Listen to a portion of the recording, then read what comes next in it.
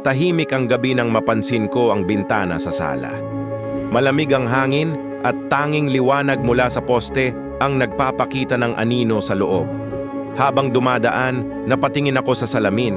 Nandoon ang mukha ko pero may kasama akong iba. Isang ngiti ang gumuhit sa tabi ko, maputla, malawak at hindi ko kilala.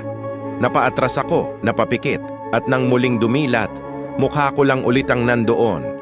Pinilit kong wag intindihin, baka imahinasyon lang dala ng pagod at stress. Ngunit tuwing titingin ako, bumabalik ang ngiti, mas lumalalim, mas lumalapit sa gilid ng salamin. Wala namang tao sa likod ko, ngunit ramdam ko ang malamig na hininga sa batok, parang may nakatingin sa akin mula sa dilim. Sinubukan kong takpan ng kurtina ang bintana, ngunit kahit anong gawin ko, nakikita ko pa rin ang ngiti sa salamin, kahit sa telepono, sa kutsara, sa kahit anong refleksyon sa bahay.